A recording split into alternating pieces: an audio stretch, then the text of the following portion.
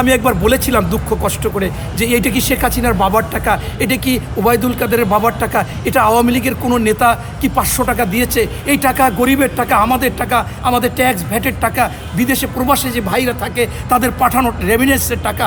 যারা বিদেশে ছিল প্রবাসে, বাংলাদেশের অনেকেই মনে করতো যে বাংলাদেশে যেখানে কথা বলা যায় না, সেখানে যদি বিদেশ থেকে কিছু কথা বলে, বিদেশে কূটনৈতিকদের সাথে যদি তারা যোগাযোগ করে এবং যারা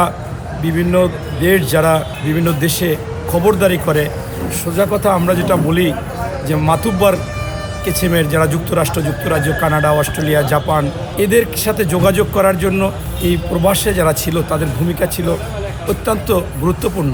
আপনারা জানেন যে বাংলাদেশে যখন আমরা আন্দোলন সংগ্রাম করতে করতে একটা ফ্যাসিস্ট এবং গণহত্যাকারী সরকার ছিল, সেই সরকার ফ্রাউনকে টপকিয়ে গিয়েছিল, আপনারা নমরুদকে টপকিয়ে গিয়েছিল এবং তাদের কোনো চিন্তা ভাবনা, কালো পতাকা বলেন, হরতাল বলেন, মিছিল বলেন, অনশন বলেন, গণ অনশন বলেন, এরা কোনো কিছু তোয়াক্কা করতেছিলেন না। তারা মনে করেন তাদের মতো করে একটি পরিবার বলা যায়, তার সাথে সাথে অন্য যারা ছিল তারা জি হুজুর হায় হুজুর বলে গিয়েছিল। সেই খুনি হাসিনা যে বাংলাদেশে যা করেছিলেন, সেই করাকে আমরা আসলে কোনো রকম ঠেকাইতে পারতেছিলাম না। অনেকে বাংলাদেশের হালও ছেড়ে দিয়েছিলেন।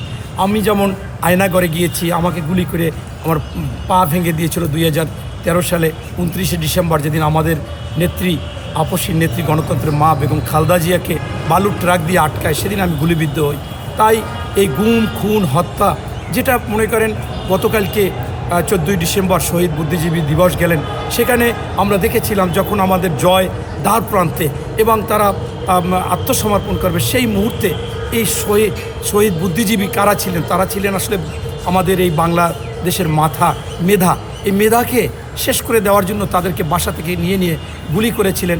হয়তো বা 200-র কাছাকাছি 191 জন, বিভিন্ন রকমের মতামত আছে। কিন্তু আমরা দেখেছি যে এই ফ্যাসিস্ট খুনি হাসিনা, যিনি ভোট অধিকার হরণ করেছিলেন, যিনি গণতন্ত্র হরণ করেছিলেন, যিনি 20 লক্ষ টাকা পাচার করেছিলেন, যেটা 1 টাকা খরচ সেটাকে 100 টাকা খরচ করেছেন।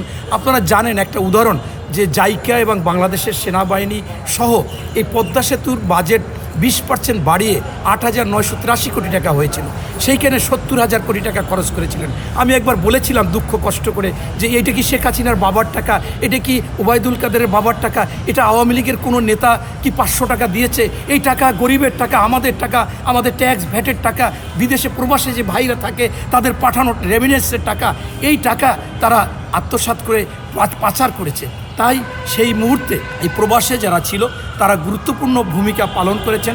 তারা বিভিন্ন দেশের সেই রাষ্ট্রপ্রধান, তাদের নীতি নির্ধারণী ফোরাম, জাতিসংঘ, যুক্তরাজ্য তাদেরকে বুঝাবার চেষ্টা করেছে যে বাংলাদেশ একটি ফ্যাসিস্ট, একটি স্বৈরাচার। আপনার বাংলাদেশে প্রথমেই 54 সেনা কর্মকর্তাদের হত্যা করেছে, সেটাকে বিডিআর গণহত্যা। এরপরে দেখেছেন যে আলেম ওলামাদের জেলে ঢুকিয়েছে, ফাঁসি দিয়েছেন। এমনকি হেফাজত তারা একটা আন্দোলন করেছিলেন ন্যায়সঙ্গত, এই ন্যায়সঙ্গত আন্দোলন করা যাবে না, তাই তাদেরকেও গণহত্যা করলেন। পরবর্তীতে এই 16 বছর গুম খুন গণহত্যা চালিয়ে গিয়েছিলেন। স্পষ্টত আমরা দেখলাম যে জুলাই আগস্টের যে সেই গণহত্যা, ছাত্র জনতা গণহত্যা, সেখানে তারা জরিপ করেছে যে 1581 জনকে হত্যা করেছে এবং 50,000-এর অধিক হাত নাই, পা নাই, চোখ নাই, এরকম তাদেরকে আহত করেছেন। তাই আমরা মনে করি যে এই সময় এই প্রবাসীদের একটা বিরাট ভূমিকা ছিল সেই সরকারকে পতন করার জন্য। তারা আগ্রহ দেখিয়েছে, উৎসাহ দিয়েছে।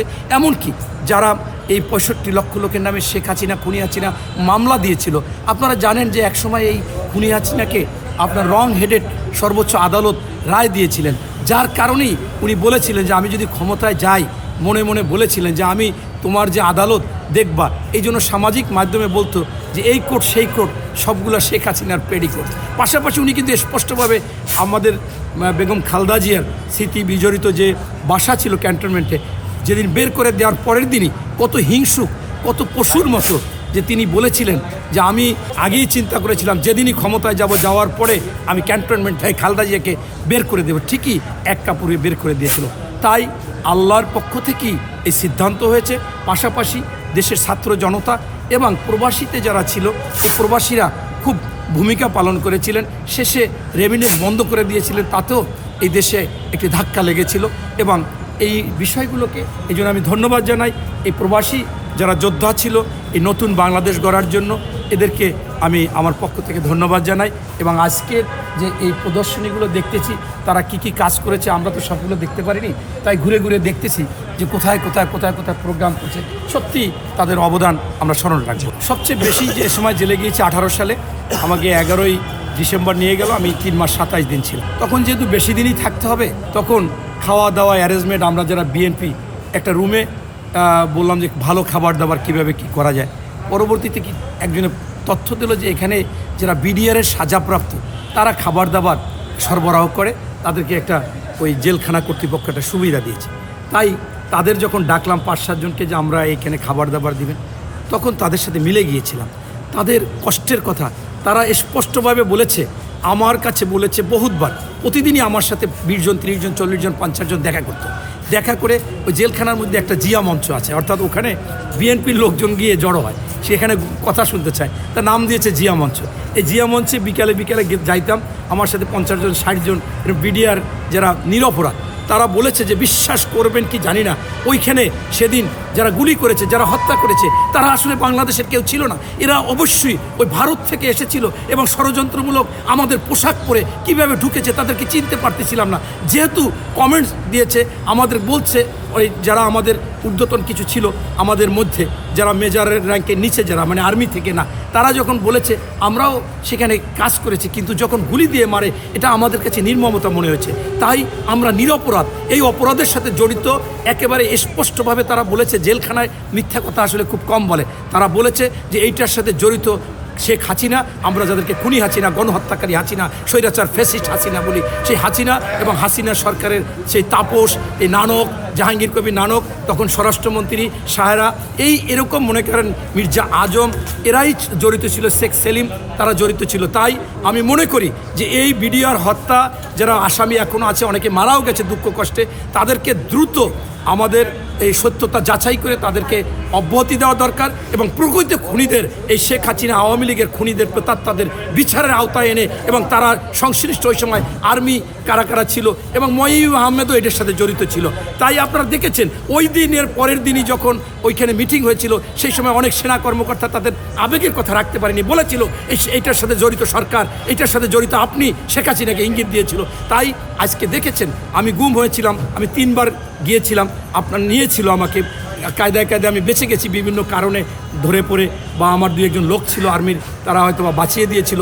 তারপরে 7 দিন ছিলাম, 5 দিন ছিলাম, 3 দিন ছিলাম। তাই আমি মনে করি যে কালকে গুম কমিশনে স্পষ্টভাবে বলেছে যে গুমের সাথে শেখ হাসিনা জড়িত এবং তার সাথে তারেক সিদ্দিকী, এই শেখ রেহেনার দেবর। আমার সময় তারেক সিদ্দিকী, আমি শেখ রেহেনাকে নিয়ে একটা বক্তব্য দেওয়ার কারণে আমাকে গ্রেপ্তার করে নিয়ে মানে আমাকে ডিজিএফআই নিয়ে যায়। আমি যাওয়ার পরে আমাকে বলে যে আপনি শেখ রেহেনা সম্পর্কে কী বলেছেন। আমি বললাম শেখ রেহেনা সম্পর্কে তো আমি বলি না, আমি শেখ হাসিনা অন্য কাজ দেখেন বলছেন। আমি বললাম না, আমার মনে পড়ে না। তারপরেই আমাকে শুনাইলো। আমি বলেছিলাম যে এই ব্যাংকগুলো যে হচ্ছে ব্যাংকের ছাতার মতো, এক একটা ব্যাংক থেকে 1000, 1500, 2000 কোটি টাকা শেখ রেহেনা নিচ্ছে, 2 বোন ভাঙে চুরে খাচ্ছে, ভাগ বড়রা করে খাচ্ছে। সেই বক্তব্য আসলে দেখেছি, সেই জন্য আমাকে তারেক সিদ্দিকী ধরে নিয়ে গেছিল। তাই আমি মনে করি যে এই বিডিআর হত্যার সাথে প্রকৃতপক্ষে জড়িত এই খুনি হাসিনার দল এবং তার কিছু লোক।